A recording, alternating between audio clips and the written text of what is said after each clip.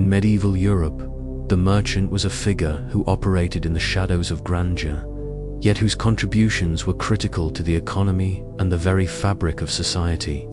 Unlike the knights or nobility, whose lives were characterized by the pursuit of power and land, the merchant's grind was about survival, profit, and endurance. Trade was the lifeblood of the medieval economy, and the medieval merchant's role was integral in connecting distant lands, facilitating the flow of goods, and stimulating economic growth. But life as a medieval merchant was not glamorous. It was filled with uncertainty, hard work, and risk. The day for a medieval merchant began before sunrise. Unlike the leisurely routines of nobility or clergy, merchants were often up early, not only to gather their goods for the day's market, but to ensure the best trading opportunities. Early mornings were spent inspecting inventories, ensuring goods were in good condition, and arranging transport for products, whether to a local market or on a journey that could last weeks or even months. The medieval merchant's day was a constant balance between physical exertion, mental calculation, and market acumen. For local merchants, business was largely based in the town or city where they resided. The early part of their day would be spent preparing their goods for sale at the market. The market square was often the focal point of the town, a place where commodities, services, and rumors were exchanged alike. A merchant's goods could range from food items like grain, meats, or vegetables, to textiles, pottery, and tools. Local merchants, who mainly operated in town squares, often faced the immediate challenge of competition, not only from other traders, but from the markets. Customers, bartering and negotiating prices were part of their everyday routine, and it took skill to both negotiate the lowest possible purchase price and to sell goods at a price that left enough of a profit margin. While local trade was intense, it was also somewhat predictable. The daily rhythm of buying and selling, the ability to gauge market trends, and the chance to interact directly with customers gave these merchants a certain level of control. However, long-distance trade was where the real challenge and reward lay. Merchants involved in long-distance trade were often part of large guilds, associations of traders that offered both protection and networking opportunities. This guild membership provided access to better trade routes, better pricing, and valuable alliances that were critical for success. But long-distance trade was far more complicated. For merchants trading across kingdoms or even continents, the journey itself was fraught with danger. The lack of modern roads, the risk of disease, the unpredictability of weather, and the ever-present threat of bandits or pirates made each journey hazardous. For example, merchants who traveled the Silk Road or the Mediterranean Sea were often faced with unpredictable conditions. Pirates who harried the Mediterranean could wipe out an entire caravan, while bandits on land could strike at any moment. Travel for these merchants was not just about moving goods, it was about survival. Long-distance merchants were also responsible for finding secure transportation, whether by land or sea. For those traveling over land, this meant organizing a caravan of traders and guards, ensuring that goods were well protected and that any problems along the route could be quickly handled.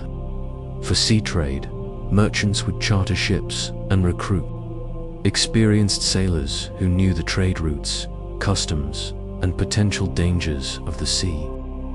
Ships were often owned by wealthy investors or the merchant guilds, and the goods were insured to mitigate the risks of storms and pirates.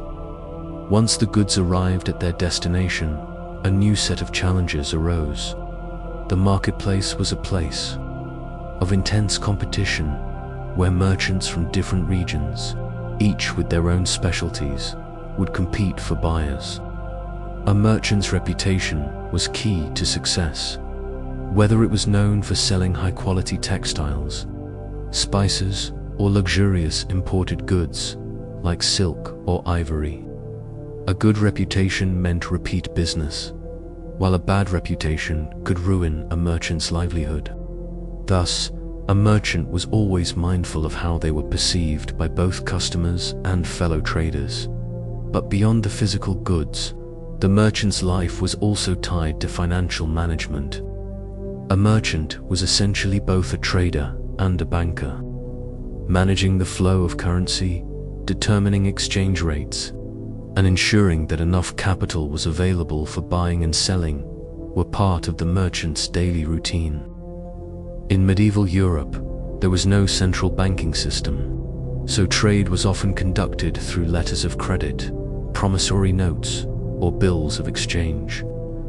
These tools allowed merchants to conduct business over long distances without having to carry physical cash, which was difficult and risky. The financial risks associated with trade were immense. Merchants constantly had to calculate the profit margins of their transactions, considering factors such as cost of goods, transportation, and taxes. The complexity of these calculations required sharp business acumen, as the difference between a profitable deal and a catastrophic one often came down to the smallest details.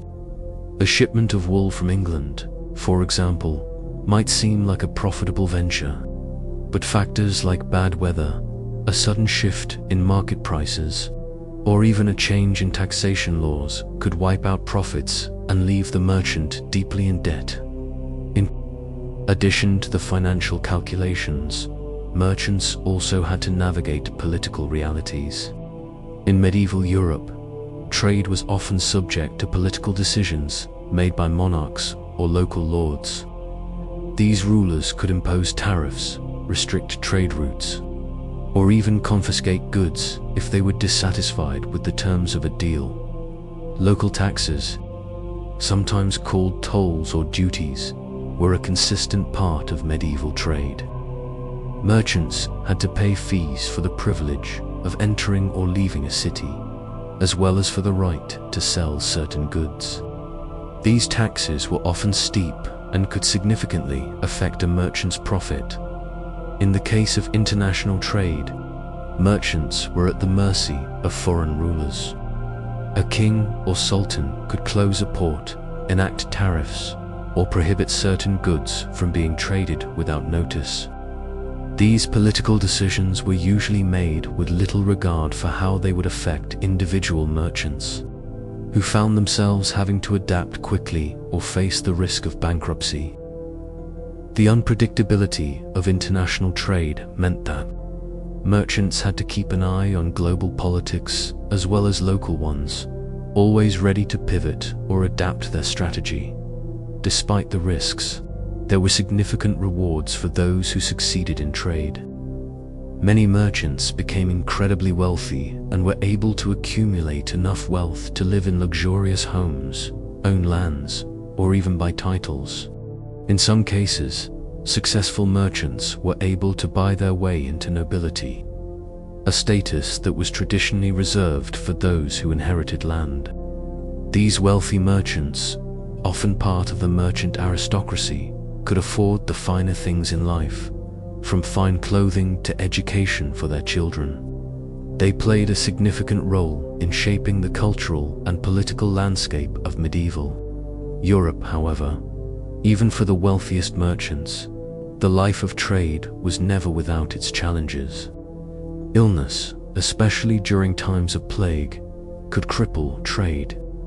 Plague was particularly devastating in the medieval period, with entire cities being wiped out by the Black Death. Merchants had to navigate the effects of the plague, which could suddenly close down ports, stop shipments, and even claim the lives of those involved in the trade. The constant threat of disease, along with the fact that medicine in the medieval period was limited, meant that illness was a constant concern. Despite these hardships, the social structure of medieval towns was deeply intertwined with the merchant class. As business owners and economic drivers, merchants had an important place in society. They were the ones who facilitated the flow of goods, services, and wealth through the region. While they were often looked down upon by the nobility, who saw them as socially inferior, their economic influence was undeniable. Many towns and cities were built around their markets, and some of the wealthiest cities in medieval Europe, like Venice or Florence, owed their prosperity to the success of their merchant classes. Another important aspect of a merchant's life was the relationship with family members. Unlike the nobility, where the future of the family was often tied to the inheritance of land, a merchant's family was often involved in the business from an early age. Sons and daughters learned the trade from their parents, often working alongside them in the markets or on long journeys. It wasn't uncommon for merchants to involve their children in their daily dealings, ensuring that the family legacy of trade would continue for generations. These family dynamics were often influenced by the desire to improve one's status. The wealth accumulated through trade allowed merchants to send their children to the best schools and sometimes even secure political positions. But despite these advantages, the merchant class was still a far cry from the nobility. They lacked the titles, estates, and the established lineage of their noble counterparts, and in many ways were regarded as outsiders, even if they had the wealth to rival those of high rank. As the day came to an end, merchants would often retreat to their homes or inns, only to start again the next day. They would spend their evenings either resting or planning the next phase of business, ensuring that they were always one step ahead of the competition. But even in rest, the grind never truly stopped.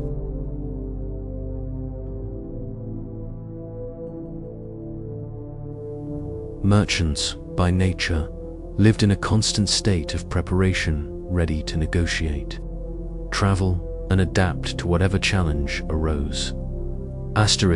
While local trade was the backbone of many medieval economies, it was long-distance trade that truly defined the career of a successful merchant.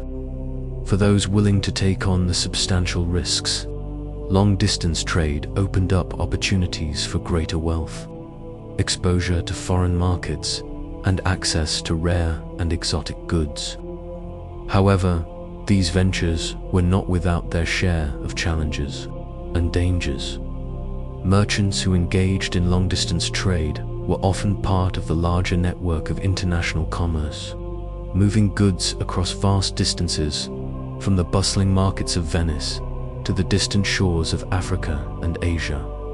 The medieval world was connected through a series of well-worn trade routes that crisscrossed Europe, the Middle East, and beyond. For merchants, these routes were their livelihoods. Whether by land or sea, each trade route offered a unique set of challenges and opportunities. One of the most famous and perilous routes was the Silk Road, a series of trade routes stretching from China through Central Asia and into the Mediterranean world. This was the route that connected Europe to the East, bringing precious goods like silk, spices, and porcelain. But for merchants traveling these routes, the journey could take months or even years. The dangers of travel were immense.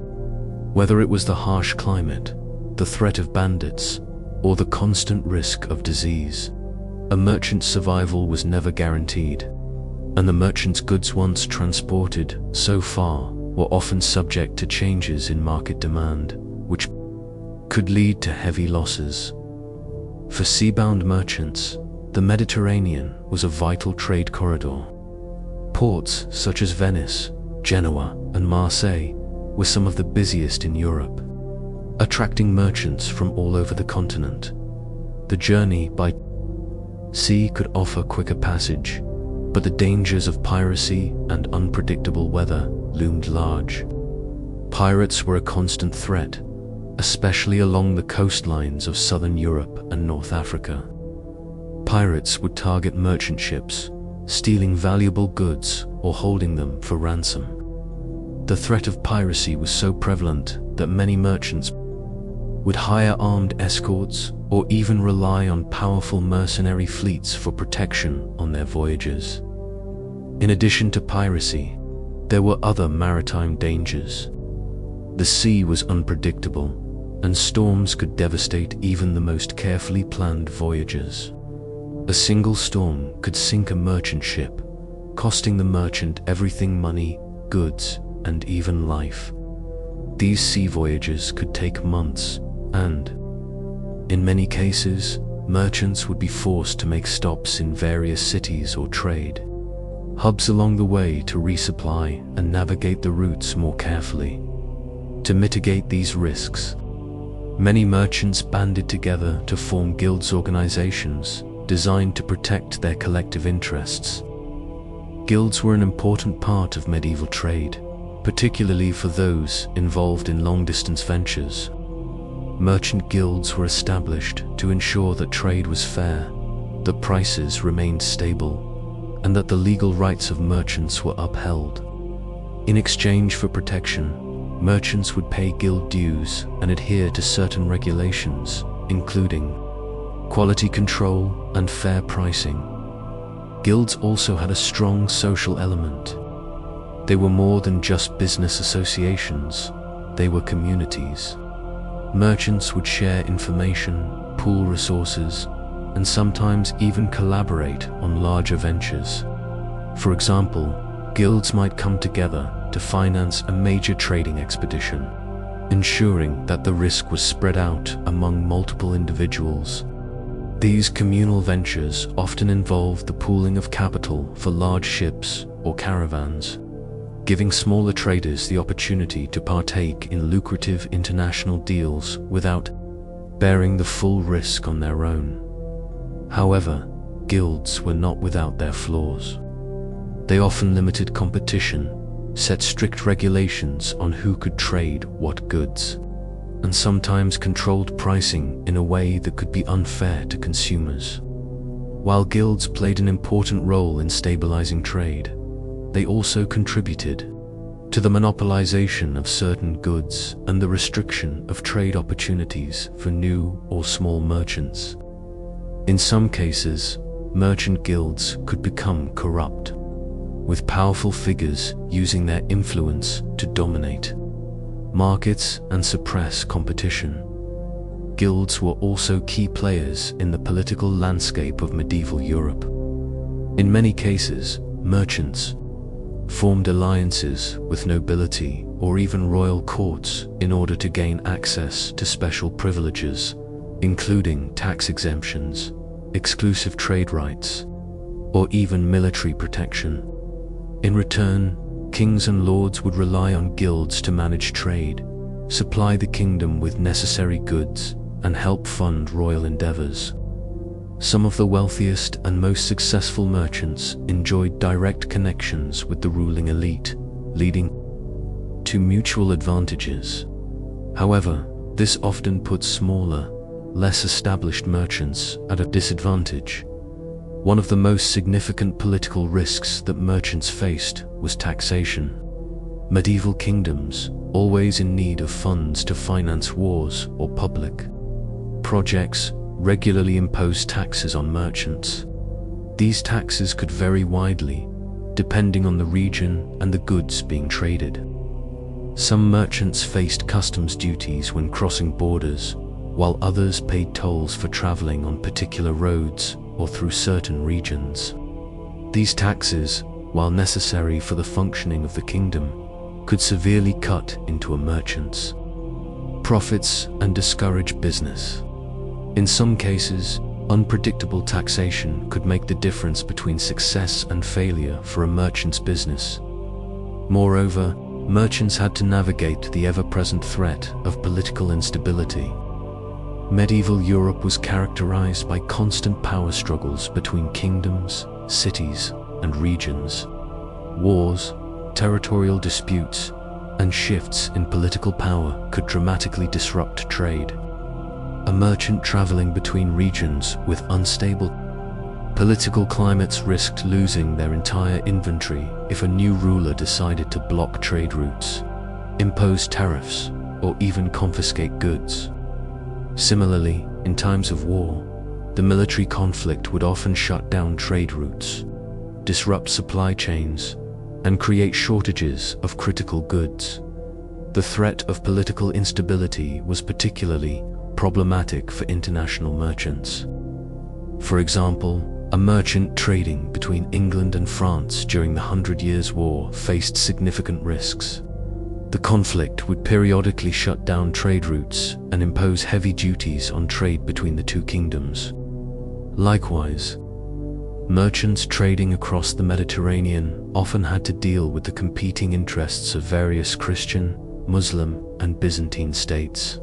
Changing alliances, military conflicts, and political upheaval could impact the success of any merchant's venture. As a result, medieval merchants spent much of their lives watching the political landscape. They kept a close eye on the military movements, alliances, and conflicts that could affect their trade.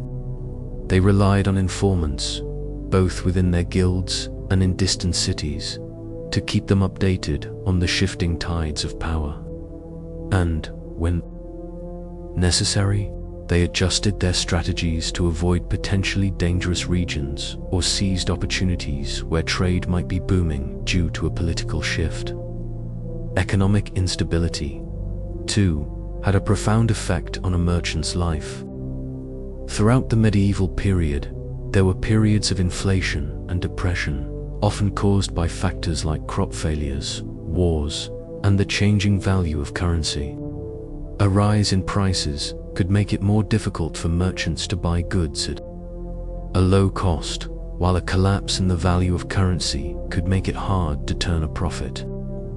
In times of economic downturn, the market became far less predictable, and merchants found themselves having to adjust their prices or risk losing customers. During periods of economic stability, however, trade boomed. New technologies, as improvements in shipbuilding, agricultural productivity, and the use of crossbows for military defense, helped create a more connected and efficient world. Long-distance trade began to flourish as new routes were discovered and more regions were opened to commerce. The growth of towns and cities, many of which were built around trade, led to an expanding middle class who could afford to buy goods. This created an environment in which merchants could thrive, making a name for themselves and, for some, achieving significant wealth. But success in the merchant world was always precarious. As much as the rewards of trade could be great, so too were the risks. A single bad deal, a political upheaval, or an unforeseen disaster could send a merchant into bankruptcy or ruin. Merchants understood that they had to be adaptable, ready to pivot when circumstances changed, and always on the lookout for new opportunities. Success in medieval trade was never guaranteed, but those who were fortunate enough to achieve it gained not just wealth, but also a lasting legacy. The life of a medieval merchant was often a balancing act of their time, with the threat of danger and the promise of wealth constantly looming. Merchants ventured far from home, journeying across vast distances to obtain exotic goods and sell them at a profit. But with every journey came risks: political instability, pirate attacks, natural disasters, and the unforgiving nature of the road or sea travel, whether overland or by sea, was fraught with uncertainty. While it was true that the medieval period witnessed advancements in transport and trade infrastructure, such as improved shipbuilding techniques and the gradual construction of safer roads, these improvements did not eliminate the risks merchants faced. In fact, travel was a necessary part of the merchant's life, but it was also one of the most dangerous aspects of the trade. For long-distance merchants, this meant navigating through hostile territories, crossing vast oceans, and contending with the unpredictable elements. The journey by sea was perhaps the most perilous. While it allowed for the transportation of larger quantities of goods over long distances, it also exposed merchants to the violent forces of nature. Pirates were a constant threat, particularly in the Mediterranean, where pirate gangs would target merchant ships carrying valuable cargo. In many cases, a merchant ship would be escorted by armed guards or even travel in convoys to fend off pirate attacks. However, even these measures could not always ensure safety, and merchants frequently found their goods stolen or their ships destroyed. Weather was another formidable challenge for seabound merchants. Storms at sea could be devastating, and without the sophisticated weather forecasting of modern times, sailors often relied on experience and instinct to navigate. A ship could be wrecked by a violent storm, and its cargo, be it precious spices, wool, or silk, would be lost to the depths. The wreck of a ship was a nightmare for any merchant, especially considering the immense value of the goods that were often on board. In some cases, shipwrecks were followed by the long, hard task of trying to recover cargo from the wreck, a process that was costly, time-consuming, and far from guaranteed. On land, merchants faced bandits, particularly in more remote areas where roads were poorly patrolled. Bandits or highwaymen would lie in wait, ready to ambush a merchant caravan and seize goods or hold traders for ransom. While some merchants hired mercenaries or armed guards for protection, this added a significant cost to the venture. The risk of losing a shipment to robbers or other adversaries was a constant threat. Merchants often had to balance the cost of security with the potential return on their investment. The more they spent on protection, the lower their overall profit. In addition to physical dangers, merchants were also vulnerable to political instability. Wars between kingdoms could close trade routes or disrupt the stability of the regions they traveled through. The 100 Years' War between England and France, for example, had a profound effect on trade, particularly in Northern Europe. Many merchants found themselves unable to access the profitable Flanders markets, which had previously served as a hub for trading luxury goods. During periods of war, trade goods might be confiscated, and merchants could be forced to abandon their goods or find new routes. The unpredictability of war created a constant sense of anxiety for merchants, as even the most well-laid plans could be ruined by sudden hostilities. Mercenaries were often hired by both parties in these wars, and some merchants themselves became involved in military ventures to protect their assets or secure lucrative contracts with kings or noble families. The lines between commerce and war could blur for merchants who had substantial wealth at stake.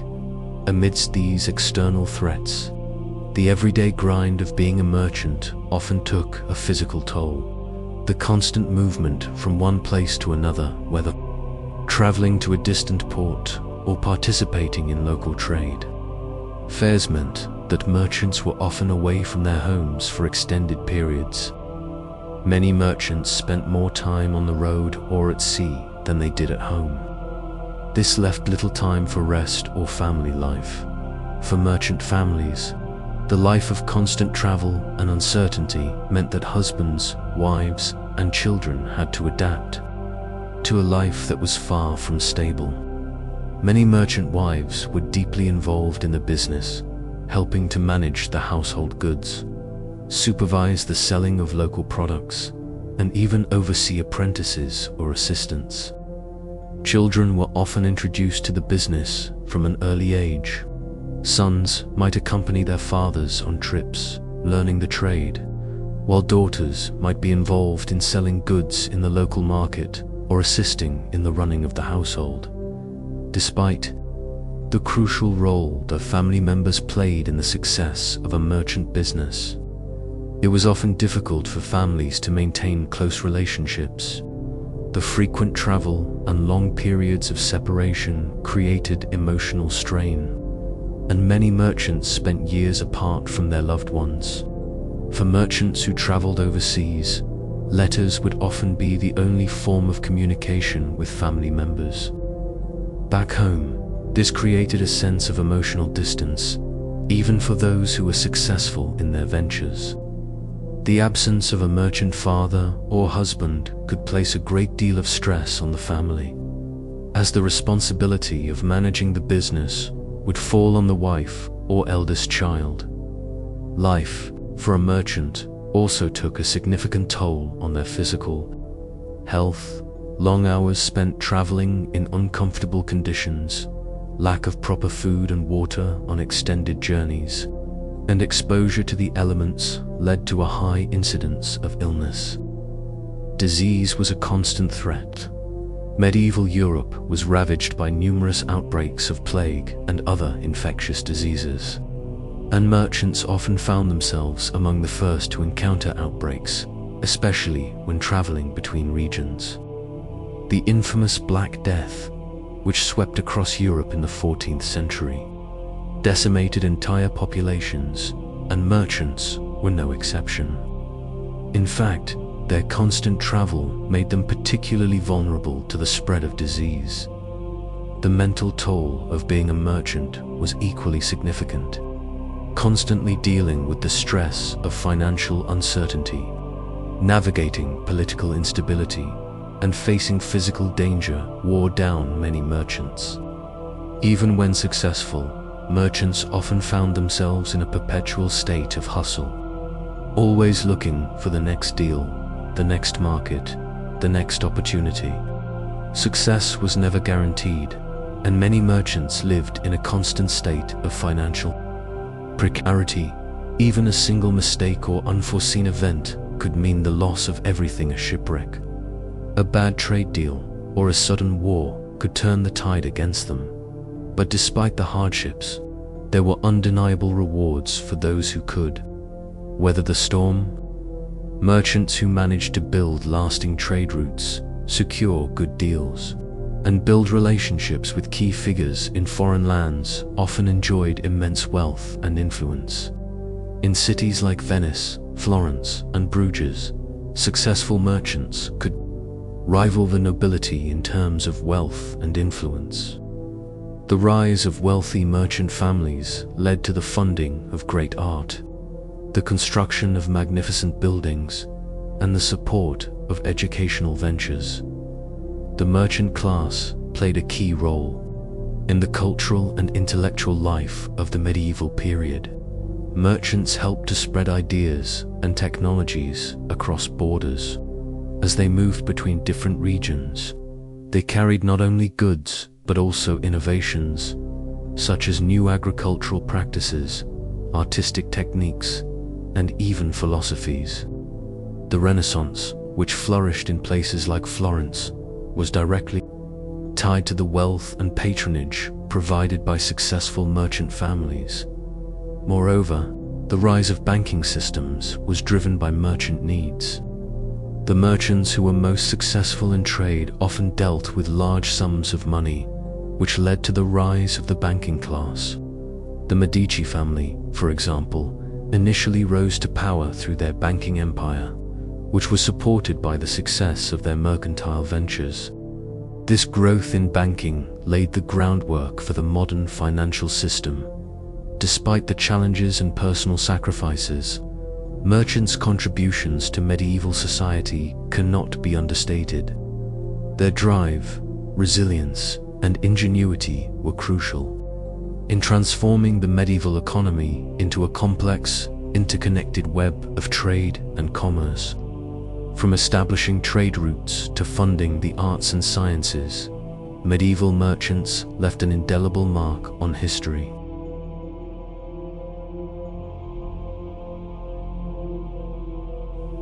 By the later stages of the medieval period, merchants had become far more than just traders of goods. They were the architects of an emerging global economy, bridging the gaps between distant regions and fostering a new cultural exchange. While their lives were filled with physical labor, high risks, and constant uncertainty, the rewards were also profound. Merchants often amassed considerable wealth, but beyond riches, their impact extended to social structures, city development, and even the cultural renaissance that swept through Europe during the later Middle Ages. Merchants played a crucial role in the development of European cities. In the early medieval period, most of Europe was marked by rural agrarian life. Trade was limited and mostly local. However, as cities like Venice, Florence, Bruges, and Genoa began to grow, the merchant class helped drive the urbanization of Europe. These cities became the centers of commerce, where merchants from different regions and cultures came together, exchanging goods and ideas. In Venice, for example, the mercantile republic rose to prominence, where merchants controlled much of the economic and political power. Venice, with its access to the Mediterranean Sea, was a hub for trade between the East and West. The city's merchants were the first to bring exotic goods, such as spices, silk, and precious metals, into Europe, and they shaped the development of international trade. The Venetian merchants who thrived in these trade networks had a profound impact on the city's culture and prosperity. They sponsored the arts, funded the construction of grand palaces, and helped shape the architectural landscape of their cities. Likewise, in Florence, merchant families such as the Medici established their dominance through banking and trade, transforming Florence into the cultural epicenter of the Renaissance. The Medici, while first known for their financial success, funded artists like Michelangelo and Leonardo da Vinci, becoming patrons of the arts and intellectual life. Without the wealth generated by medieval merchants, it is difficult to imagine the cultural flourishing that would follow. Merchants, through their accumulation of wealth, were the driving force behind the rise of universities, churches, and artistic commissions that defined the Renaissance era. The role of merchants in shaping culture didn't just stop at funding the arts. Merchants themselves were often educated and refined, and their homes reflected the influence of the diverse cultures they came into contact with. The luxury items they traded became symbols of status.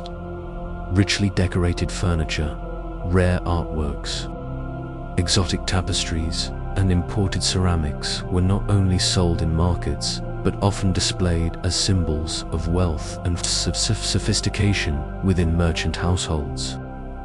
These materials also began to influence artistic trends in Europe, with many artists being inspired by the fine goods and foreign items that merchants brought with them.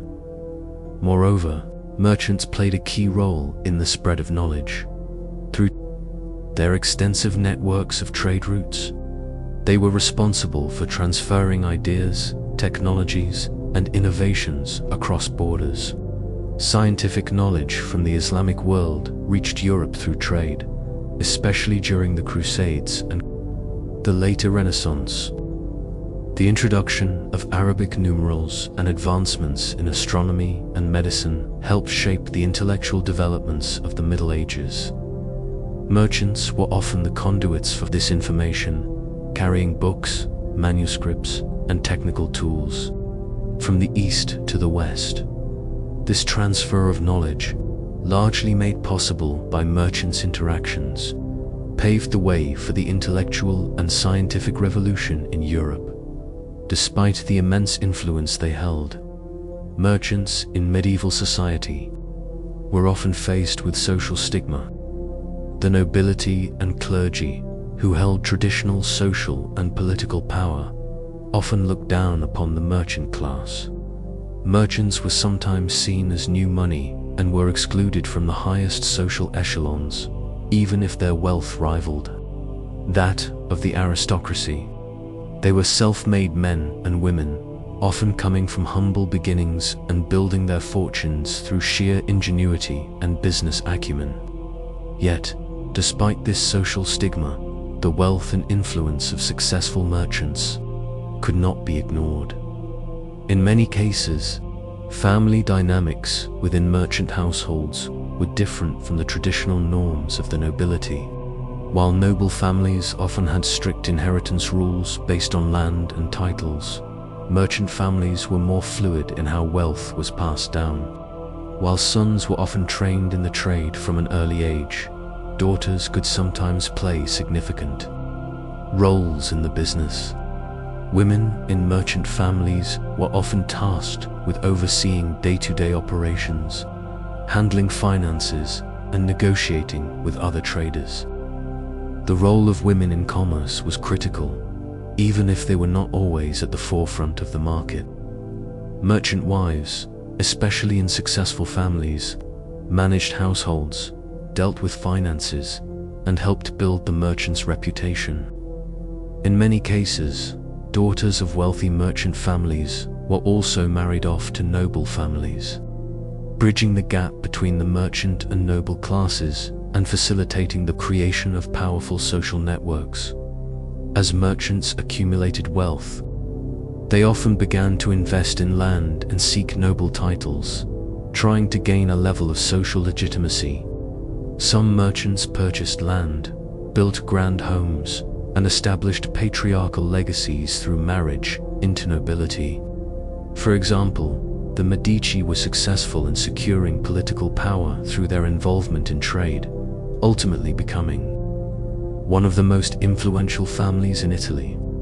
In fact, Cosimo de' Medici became one of the most powerful figures in Florence, shaping the cultural and political direction of the city for generations.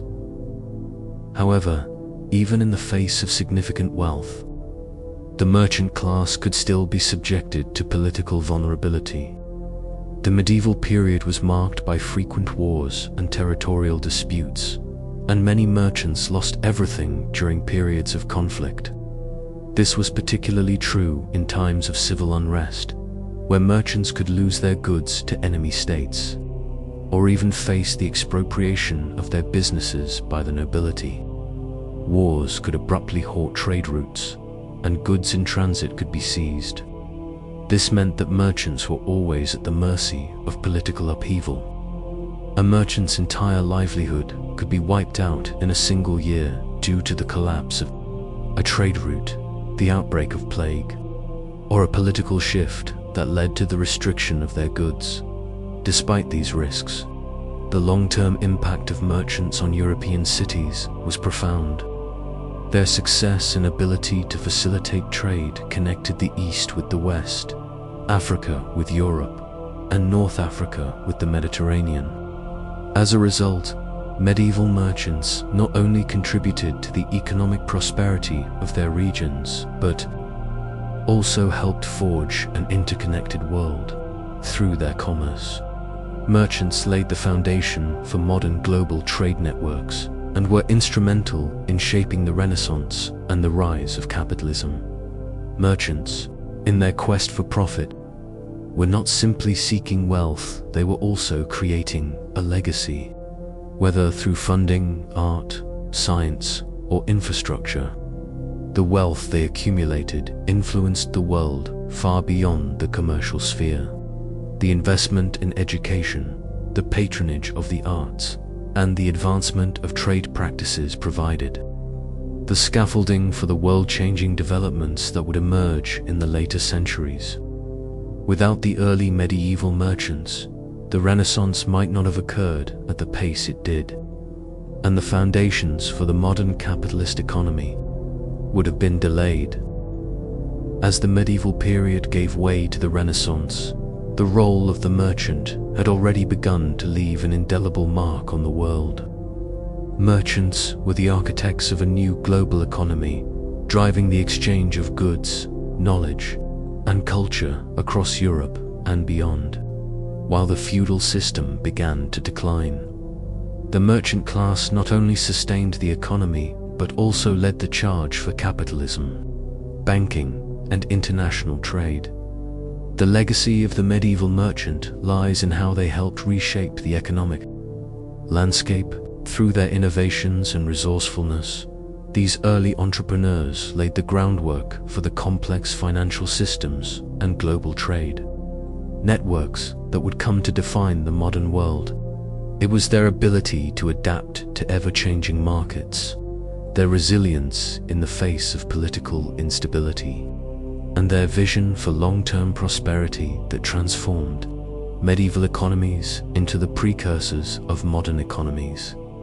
In medieval times, trade routes were the lifelines of economies.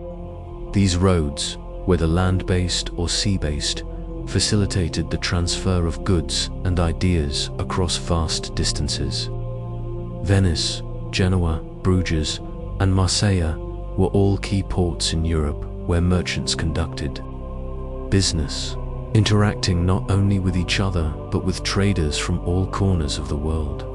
As more goods, including spices, silks, precious metals, and textiles, flowed across borders, merchants began to recognize the global reach of their commerce.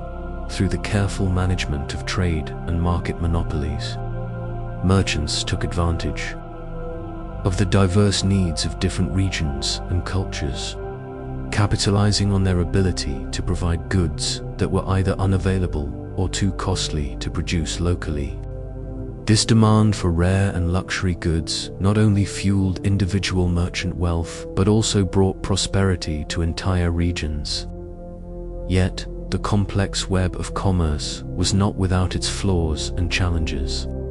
Even though the merchant class contributed to the wealth of many countries, their influence remained controversial among the aristocracy and clergy, who saw them as a necessary evil rather than an esteemed class. While the merchant class helped finance the cultural renaissance, art and literature, they were also perceived as outsiders in a society that valued lineage, nobility, and the divine right to rule. Still, despite the suspicion that accompanied the rise of the merchant class, their economic power was undeniable. Merchants with access to capital and trade routes became the economic backbone of many cities. Their wealth allowed them to invest in both urban infrastructure and cultural advancements. For example, the wealth of Italian merchant families, such as the Medici, was instrumental in the rise of the Renaissance. Not only did they fund artists like Michelangelo and Leonardo da Vinci, but they also became key players in the Italian banking system, creating the foundations for modern capitalism. The merchants' ability to finance their ventures led to the development of credit systems and banking practices that have continued to evolve into the present day. In the medieval period, letters of credit, promissory notes, and bills of exchange allowed merchants to conduct transactions across long distances without physically carrying large sums of money. This was a revolutionary shift in the way commerce was conducted, as it provided merchants with an unprecedented level of financial flexibility. Through this system, financial institutions began to emerge that provided loans to both merchants and sovereigns, paving the way for modern banking systems. The idea of credit was one of the most crucial innovations of the medieval merchant.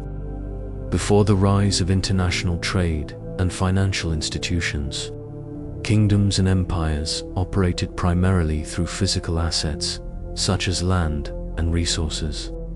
With the birth of credit, merchants could now borrow money, expand their operations, and invest in larger-scale ventures. In fact, it was the wealthy Florentine banks that became the bedrock of European banking, with the Medici family playing a key role in institutionalizing this practice. These financial innovations were not only a boon for trade, but also laid the groundwork for the capitalist system that would dominate the coming centuries. Moreover, The wealth accumulated by merchants allowed them to become patrons of education and the arts, thus influencing the cultural and intellectual development of Europe. Wealthy merchant families often funded universities, libraries, and scientific endeavors. In Florence, for example, wealthy merchants commissioned the creation of artworks that contributed to the Italian Renaissance, a period that saw advancements in architecture, science, literature, and philosophy.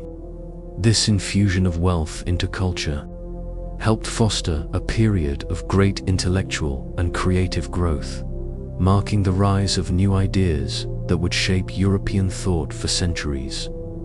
Despite all these advancements, being a medieval merchant was not without its hardships. The personal sacrifices made in pursuit of trade were significant. Long hours, constant travel, the threat of pirates, and the uncertainty of political upheaval meant that merchants led lives filled with stress and anxiety.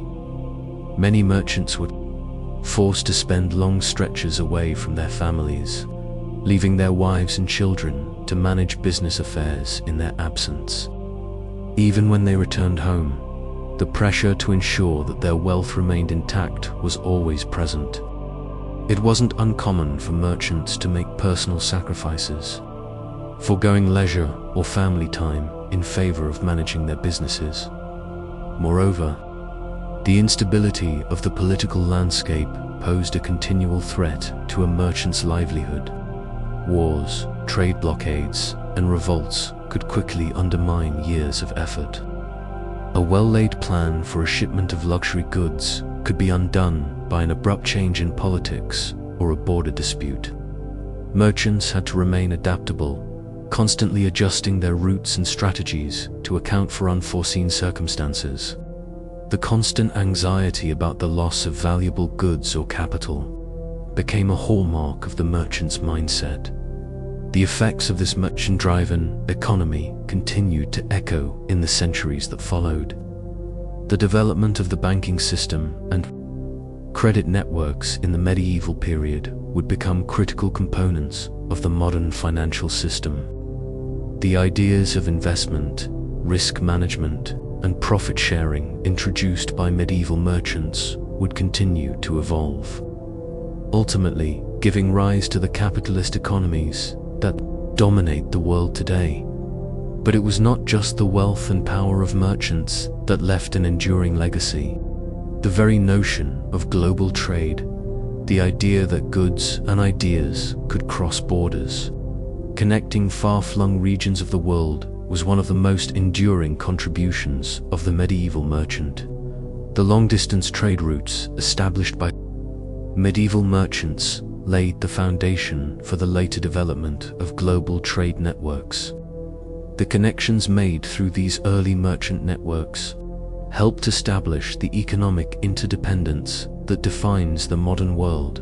In the modern era, we see the continued influence of these early pioneers in global markets. From large-scale corporations to international banks, the systems of commerce, finance, and trade introduced by medieval merchants have grown and evolved into the complex, interconnected financial systems that drive today's global economy. The legacy of the medieval merchant is, in many ways, the legacy of the modern world itself.